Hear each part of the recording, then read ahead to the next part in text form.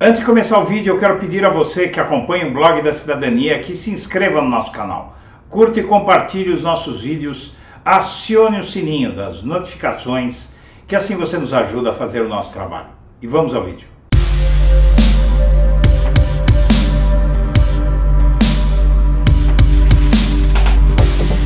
Bom dia, senhoras e senhores. Hoje é 15 de janeiro de 2023. São 8 horas da manhã.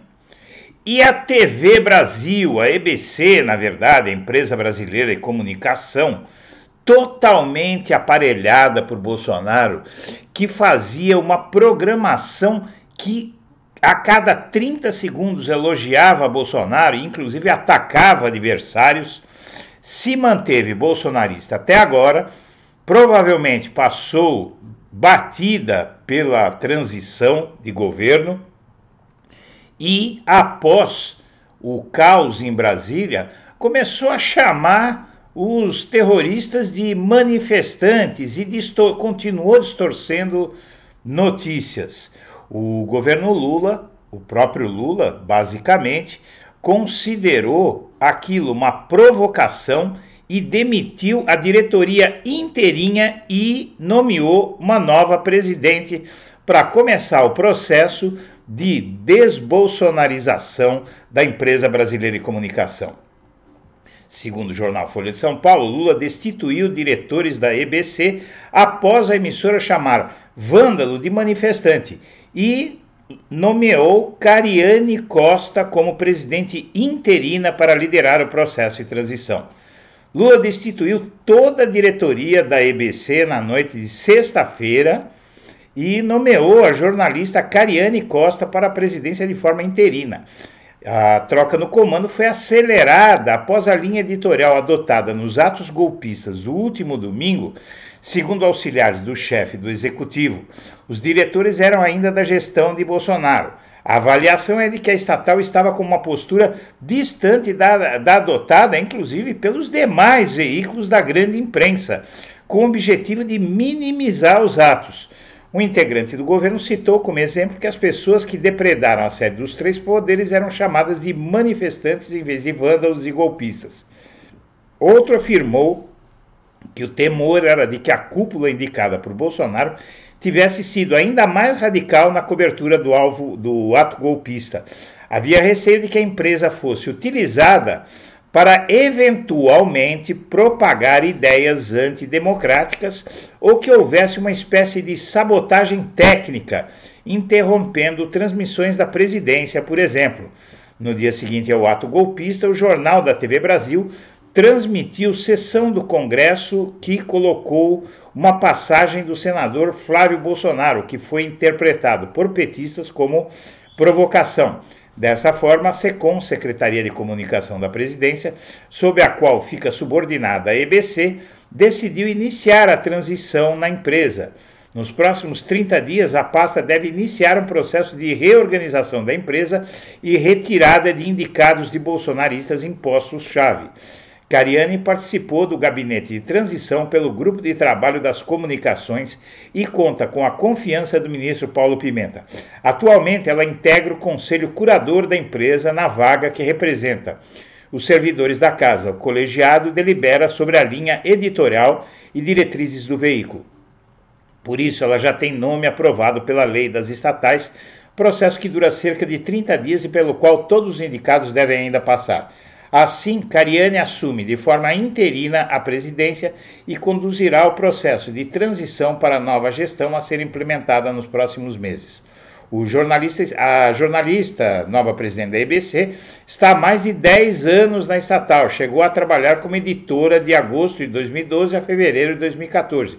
Desde então é repórter política. E o ministro da SECOM afirmou iniciar na sexta uma transição na empresa.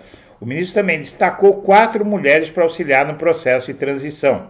Tanto a nomeação de Cariane quanto a exoneração dos diretores indicados por Bolsonaro saíram em edição extra do Diário Oficial da União na sexta-feira. Lula já demitiu e já colocou no Diário Oficial para não ter volta.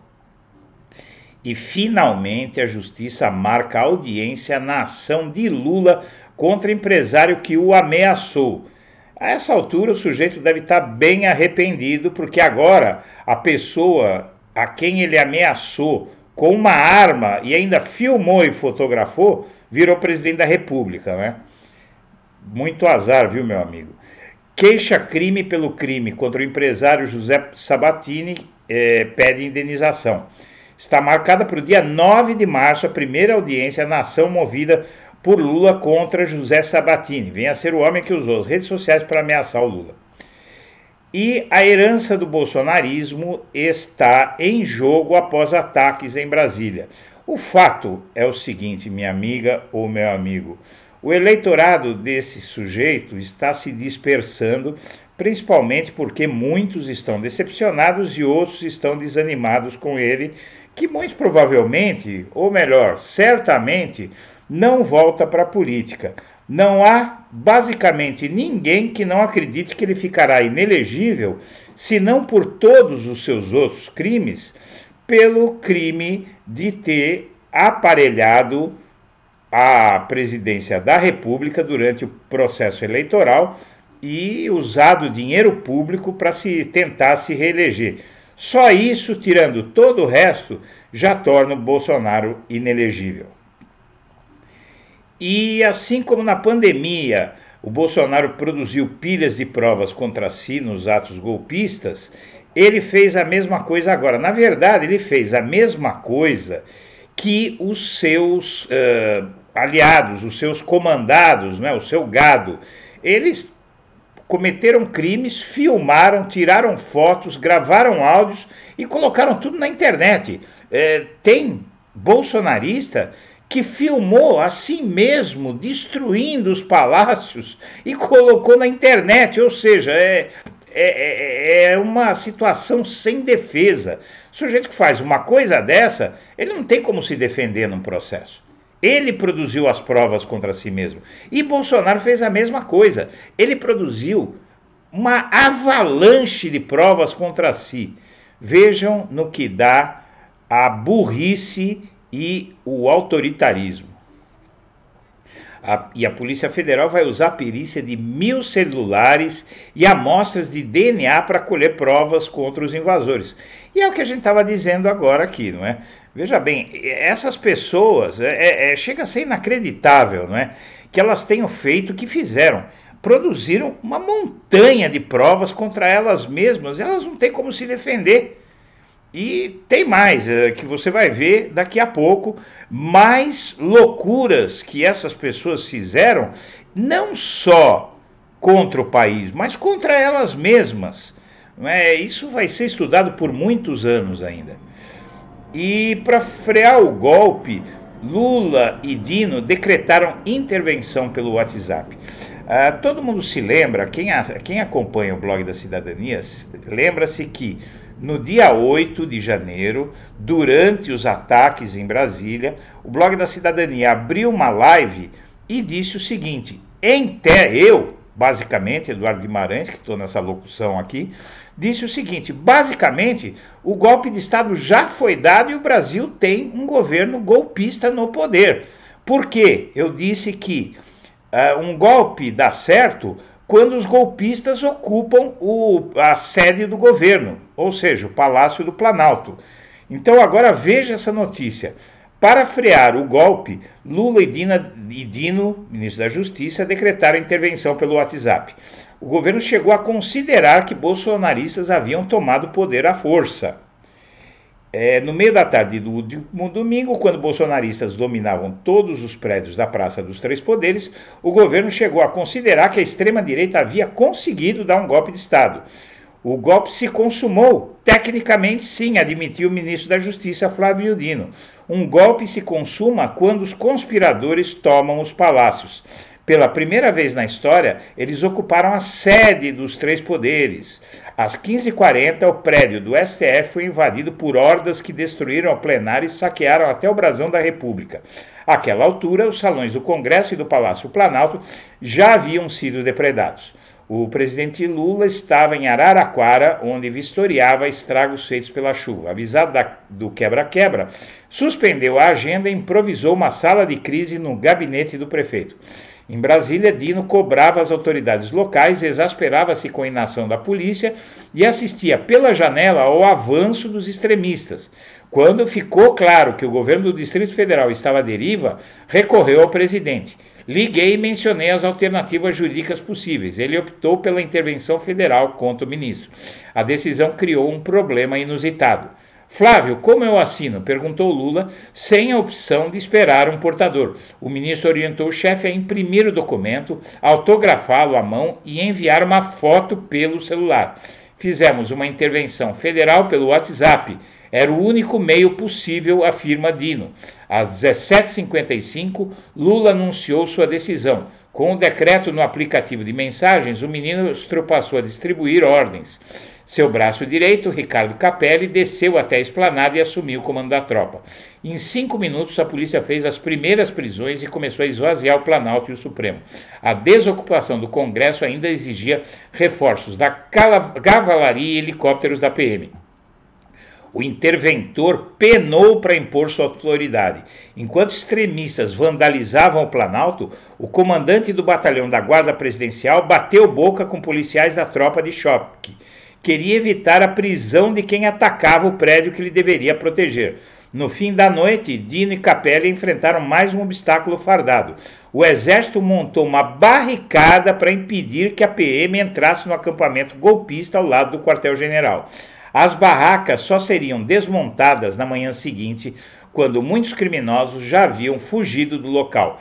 Quem acompanhou as horas de tensão no Ministério da Justiça viu Dino travar diálogos ásperos com o chefe do Gabinete de Segurança Institucional, General Gonçalves Dias, e com o chefe da Casa Civil do DF, Gustavo do Vale Rocha. A 785 quilômetros de distância, Lula farejou a sabotagem em Brasília. Às 18 horas em ponto, o presidente constatou: houve incompetência, má vontade ou má fé das pessoas que cuidam da segurança pública do DF. Ao menos uma autoridade tem o que comemorar depois do quebra-quebra em Brasília. A ministra do Turismo, Daniela Carneiro, desde então não teve mais problemas que estava enfrentando. E o PL já dá como certa a inelegibilidade de Bolsonaro. Na verdade, não existe ninguém que acredite que o Bolsonaro não vai perder os direitos políticos. E agora o PL quer apostar em Michele para se tornar uma nova campeã de votos. O comando do PL, ela que pode ter problemas muito sérios também. O comando do PL, partido de Bolsonaro, já considera inevitável a decretação da inelegibilidade dele e trabalha com a perspectiva de que Michele seja sua herdeira política. Michele já é filiada ao PL. E a ideia do PL é ampliar o escopo de atuação dela. O plano, entretanto, depende de 2 fatores. Primeiro, dos filhos de Bolsonaro, que não aceitariam com facilidade que fosse ela e não um deles o herdeiro do pai. E mais importante, do próprio Bolsonaro. Não se sabe como ele lidaria vendo os holofotes se voltarem para ela e não para ele. O fato é que os filhos de Bolsonaro, eles estão tão encrencados ou mais do que o pai deles, né? E o cartão corporativo, em média, o Bolsonaro gastou R$6.200 por fim de semana. É por fim de semana com comida. Veja, não é uma comida para um batalhão, é uma comida para ele e a mulher e a filha da mulher, muito provavelmente, mais ninguém, que eram os que moravam no Palácio do Planalto. É o que chama que essa gente é um saco sem fundo, né? Como comem, e gozado que comem não engordam, né? E os vândalos identificados em atos golpistas vão poder ser demitidos por justa causa. Bolsonaristas extremistas que vandalizaram Brasília estão sob risco de demissão. Registro em fotos e vídeos dos atos terroristas divulgados nas redes mostram os rostos, mostram tudo. E a verdade é que as empresas podem demitir essas pessoas por justa causa por terem feito o que fez. Que empresa vai querer ter, por exemplo, um executivo, uma pessoa das relações públicas identificado como terrorista trabalhando nos seus quadros? Minha amiga, meu amigo, eu agradeço a atenção e deixo meu melhor abraço para todo mundo.